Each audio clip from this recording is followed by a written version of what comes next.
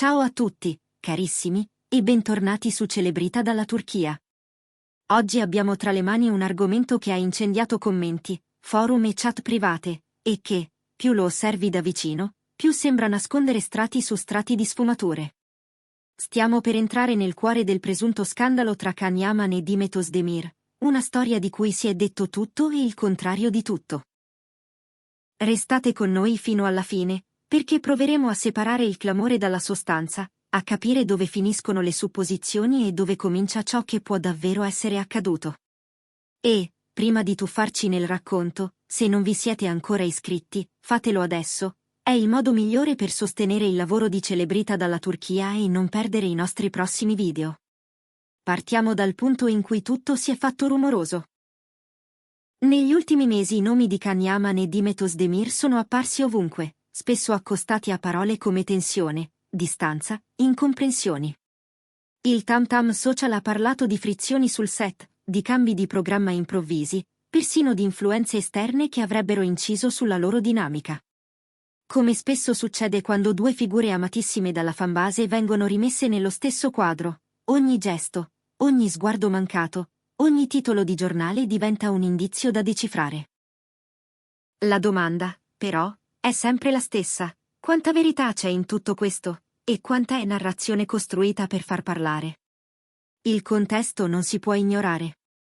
Can Yaman viene da una carriera che ha avuto una crescita costante, sostenuta non solo in Turchia ma anche all'estero, con progetti ambiziosi e un'immagine forte, disciplinata, iperconcentrata sul lavoro. Demet Özdemir, dal canto suo, ha vissuto un'esposizione mediatica fulminea.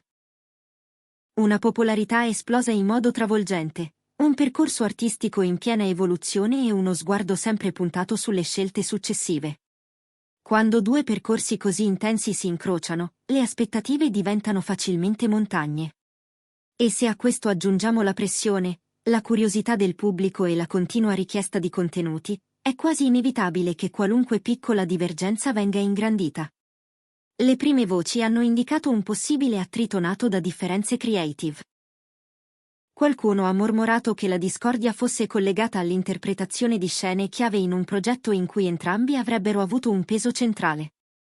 Avete presente quando due professionisti, entrambi preparatissimi, vedono un personaggio in modo differente? C'è chi sostiene che un confronto acceso sia scivolato oltre il perimetro della dialettica artistica, lasciando strascichi di freddezza. C'è chi, invece, ha parlato di compatibilità sul set non sempre perfetta, di ritmi di lavoro differenti, di priorità che non coincidevano. E poi c'è la teoria che ha fatto più rumore, che il confine tra professionale e personale, a un certo punto, si sia sfumato. Il dettaglio che ha alimentato di più il chiacchiericcio è stato il raffreddamento percepito agli eventi pubblici e nei tracciati social. Gli osservatori più attenti hanno notato la mancanza di interazioni, le foto a distanza, persino un certo imbarazzo in alcuni incroci di calendario. È bastato per far chiedere a molti: c'è stata una rottura? Un litigio tenuto lontano dai riflettori? O tutto si riduce a un distacco voluto, per preservare privacy e concentrazione? In parallelo, l'assenza di dichiarazioni comuni e le risposte prudenti degli entourage hanno aggiunto benzina al fuoco. Quando i portavoce eludono, il pubblico immagina. Quando i diretti interessati non commentano, i vuoti si riempiono da soli. Un'altra pista che ha preso forma riguarda le cosiddette terze parti, amici, colleghi, registi, manager. In un ambiente regolato da timing serrati, contratti, incastri produttivi, non è raro che decisioni esterne influenzino la quotidianità di un set. Alcuni sostengono che scelte creative operate dall'alto, o la presenza di nuove collaborazioni, abbiano irrigidito equilibri già delicati. Di converso, c'è chi ricorda che la maturità professionale di Can e Demet li ha sempre portati a separare con lucidità le dinamiche lavorative dalle relazioni private, mettendo il risultato finale soprattutto. Ma fino a che punto questa linea è rimasta netta? Per fare chiarezza, abbiamo passato in rassegna interviste, interventi, segnali indiretti. Demet Özdemir, in un incontro recente con la stampa, ha parlato di etica del lavoro, di rispetto dei compiti e del bisogno di tenere il focus sulla qualità. Non ha nominato apertamente lo scenario più discusso, ma la sua enfasi sul restare professionali e sull'evitare distrazioni è suonata come un messaggio preciso. L'attenzione va al mestiere, non al mormorio. Dall'altra parte, Ken Omen si è mostrato ancora più essenziale nelle parole, ricordando di essere immerso in progetti impegnativi, con una tabella di marcia fitta. Silenzio, però, non significa ammissione, può essere anche una strategia per non alimentare interpretazioni, una cura per non far crescere una spirale di supposizioni. C'è una versione dei fatti che, tra le tante, ha guadagnato trazione. Sì, ci sarebbe stato un confronto significativo che ha raffreddato la loro intesa professionale. Una divergenza nata su questioni di scena, sulla gestione di alcuni snodi narrativi, oppure sul diverso modo di preparare e proteggere il set.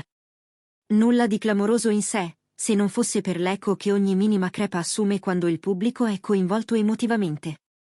Secondo questa lettura, la situazione avrebbe oltrepassato la soglia del semplice battibecco, creando una distanza che poi è rimasta visibile.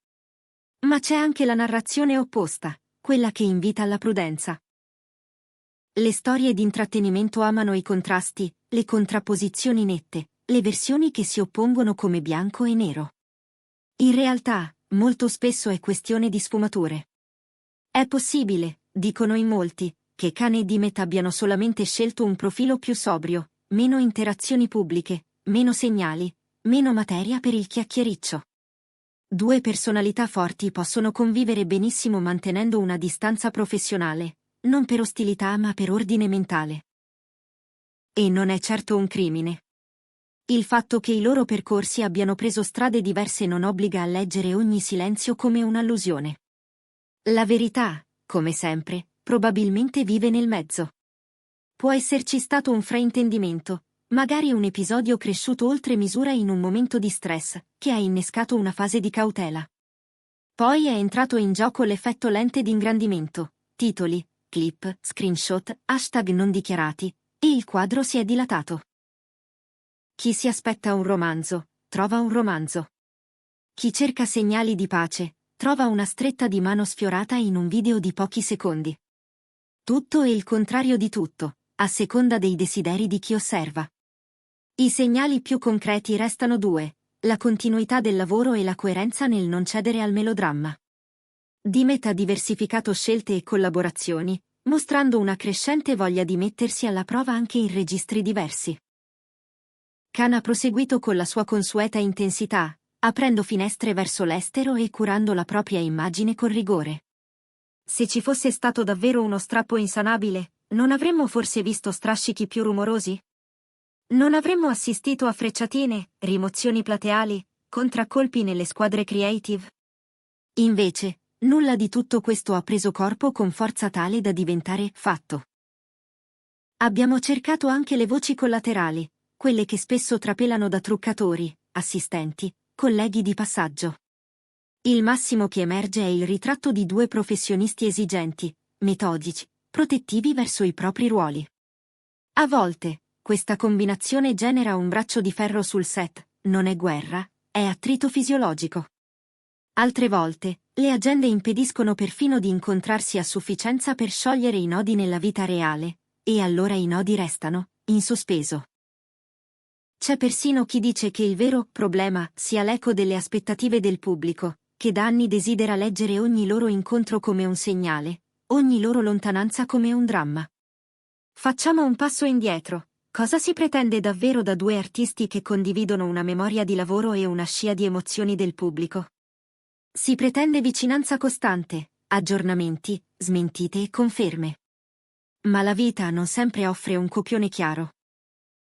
Se tra Khan Yaman e Dimet Özdemir c'è stata una discussione, non è detto che ci sia il dovere di raccontarla. Se c'è stata una pace, potrebbe essere una pace silenziosa, priva di effetti speciali. E, soprattutto, se ciascuno ha ora un percorso pieno, la priorità potrebbe essere semplicemente tenere la barra dritta, senza trasformare ogni curva in un colpo di scena. Una riflessione va fatta anche sui social. Il loro potere di creare atmosfera è enorme.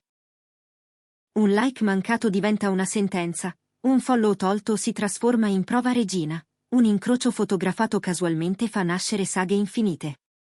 Ma i social non sono un tribunale e non sono neppure un biopic in tempo reale. Magari dietro un'assenza c'è un accordo di riservatezza, un'esigenza produttiva, o persino la volontà di evitare fraintendimenti. In un'epoca in cui tutti chiedono trasparenza totalizzante, scegliere il silenzio è spesso interpretato come colpa. Forse, invece, è solo una forma di tutela. Tirando le somme di ciò che abbiamo raccolto, possiamo dire questo: non esiste, ad oggi, una dichiarazione ufficiale che definisca il caso. Esistono indizi, osservazioni, retroscena raccontati e poi smentiti, linee d'ombra e riflessi. La lettura più plausibile è che ci sia stato un momento di tensione, magari acuito da ritmi e ambizioni, che ha portato a una fase più distaccata. Da lì in poi, la narrazione pubblica ha gonfiato il pallone, mentre i diretti interessati hanno preferito non giocare la partita. Due professionisti che tengono al proprio lavoro, alle proprie equipe e al risultato finale potrebbero aver semplicemente deciso di non aggiungere benzina al fuoco. Questo non toglie che il pubblico abbia a cuore la loro storia. È naturale, Can Yaman e Demet Özdemir rappresentano un immaginario potente. Hanno interpretato emozioni che la gente ha fatto proprie, e quando qualcosa sembra incrinarsi, il riflesso è temere di perdere quel patrimonio. Ma confondere ciò che accade sullo schermo, o nelle proiezioni collettive, con ciò che succede davvero dietro le quinte, significa finire in una mappa senza leggenda. Se mai ci sarà un capitolo nuovo da raccontare, saranno loro a scriverlo e a decidere come condividerlo. Nel frattempo, il nostro compito è osservare senza forzare. Possiamo riconoscere che l'industria dell'intrattenimento ama i racconti forti, e che spesso un normale scambio di idee, o una pausa di riflessione, è sufficiente per creare la parola scandalo nei titoli. Ma uno scandalo, in senso proprio, ha bisogno di fatti solidi. Qui, a oggi, si scorgono più ombre che certezze. Ed è giusto così, non tutte le storie hanno bisogno di un colpo di scena per esistere. Concludendo, il caso Can Yaman e Demet Özdemir ci ricorda che la verità spesso abita in zone grigie. Può esserci stato un urto, può esserci stata distanza, e può esserci stata anche la scelta consapevole di lasciar parlare i progetti invece delle parole. In una realtà in cui tutto è potenzialmente contenuto virale, smontare il rumore è un atto di cura. Qui, a Celebrita dalla Turchia, continueremo a farlo. Raccontare senza aggiungere maschere, cercare il nocciolo senza inseguire il sensazionalismo. Se un giorno arriverà un chiarimento, lo porteremo a voi, con la stessa attenzione che mettiamo oggi nell'ascoltare i silenzi. Grazie per essere rimasti con noi fino all'ultimo minuto. Diteci cosa ne pensate, vedete solo esagerazione mediatica, oppure ritenete che dentro questo intreccio ci sia un seme di verità? Vi leggiamo sempre con curiosità e rispetto. Se il video vi è piaciuto, lasciate un like, condividetelo con chi segue questi protagonisti e, soprattutto, ricordate di iscrivervi a Celebrita dalla Turchia per non perdervi i prossimi approfondimenti. Alla prossima, qui, dove i racconti dello showbiz turco trovano la loro voce senza filtri.